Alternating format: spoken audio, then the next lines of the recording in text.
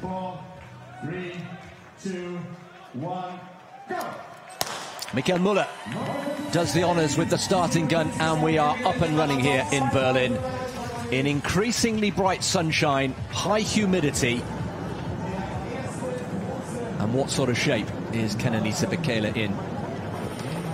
Looking and sounding good, and we'll give you one or two little tidbits of information as the race unfolds. But Tim, I think it's fair to say that we're looking at Bekele in particular. He really does come across this year as a man who feels as though he knows what it takes to win, to break the world record.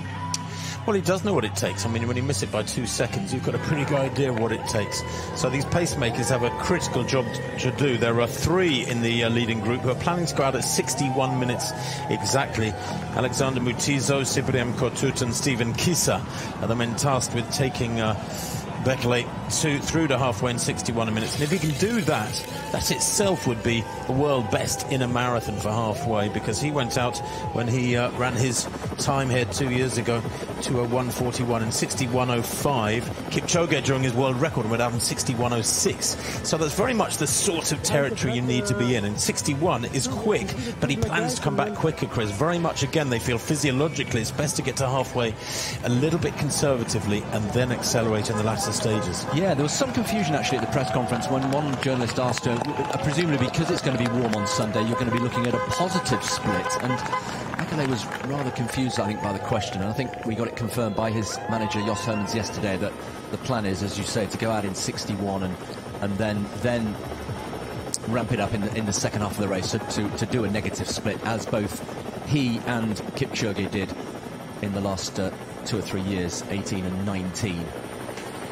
Well, we saw those figures come up just then, Chris. The organisers were hoping there would be about 25,000 register and run, and it said 24,796. That must be the exact figure from the Expo, which is over at one of the old airports over the last couple of days. 117 nations represented here, and that's not bad, is considering what a terrible, trying 18 months the world has had, the world of sport has had, and the world of distance running has had. 117 nations have been able to gather here, and the city is heaving with runners. Everywhere you go, there are runners proudly walking around in their club tops or their national vests or whatever. Yeah, it's a wonderful, wonderful feel this weekend with that extra spice of the German elections. They've just hit the Siegersäule, which is just such a majestic sight, designed by Heinrich Strack in 1864, for those of you who like a little bit of history.